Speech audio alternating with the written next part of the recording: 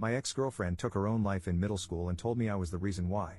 I spent the rest of my life traumatized trying to heal, but now 8 years later, I just received a friend request from her. Posted by you/the_drunken_otter. In 8th grade, I, 21M, met this girl, North. She was in my band class, and the two of us hit it off. I asked her out on a movie date, and from there, we became boyfriend and girlfriend. She was my first girlfriend, and things were going alright, until her dad got a new job across the country in California. North moved away, but we decided to try long-distance dating through our freshman year. We were not built for long-distance dating. I couldn't protect her from bullies, hug her when she was crying, or tell her it was going to be alright when she told me about her depression. We got into arguments about God knows what but decided to keep the relationship going because her dad was trying to transfer back closer to our hometown. That was until she stopped texting me around Christmas, and her sister sent me a funeral program and asked me to come to California. North's sister told me that she had taken her own life because the bullying had become too much and that I wasn't there for her when she needed me. It broke my heart that I couldn't go to California for the funeral, and for the past 8 years, I've mourned her loss. I spent my entire high school career trying to rebuild myself from all the damage. I went to meetings for people who had lost family members and loved ones. I went to therapy for 4 years to help process the loss. I had to learn how to become dependable because I didn't want it to happen again. And after working on myself for 4 years, I asked out one of my classmates, Lucy. We started dating at the tail end of our senior year and are about to celebrate our 4-year anniversary in April. Last night, I got a notification from Facebook saying that I had a new friend request. I opened the app and found out that it was from North. She looks older, but there's no denying it, it's her. There are pictures of her as an adult with her fiancé and her newborn daughter. I spent 8 years of my life believing that she was dead, but here she is, with undeniable proof that she has been living a great life without me. My stomach is in knots, my heart is sinking to the ground, and my mind is racing, trying to figure out what happened and what I should do. Do I accept the friend request? Do I ignore it and try to move on? I feel completely lost, and it feels like my entire life has been a lie.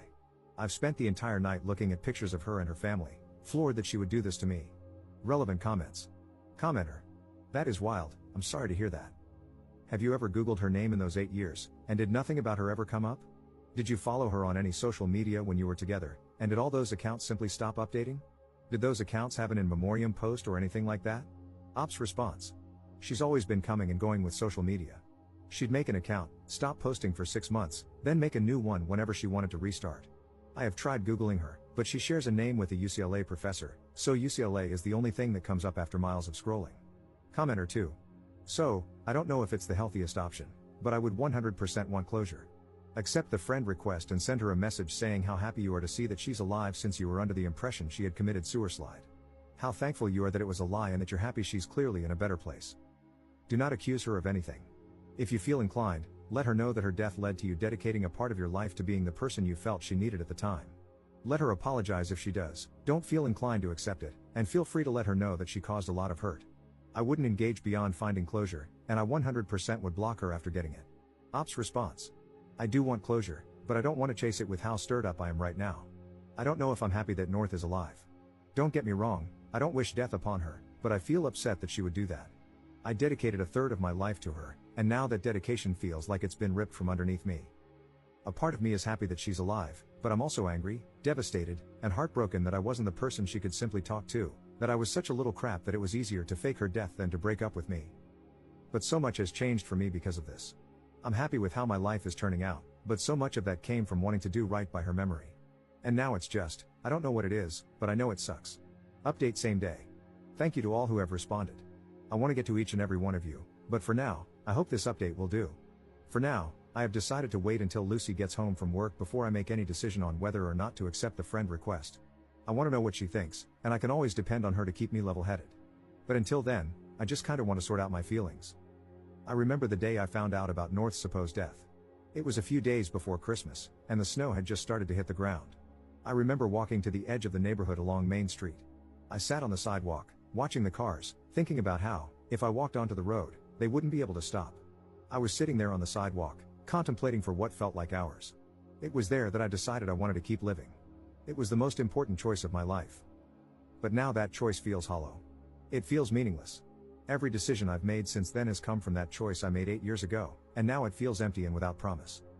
I'll keep you guys updated on what Lucy and I decide. Please don't think for a second that I plan to do anything drastic, I really don't, and I want to keep making that choice to live. But for now, I just need to figure out my meaning. Second update 2 days later. I accepted the friend request. After Lucy and I talked about it, we agreed that the possibility of getting some sort of closure would be worth it.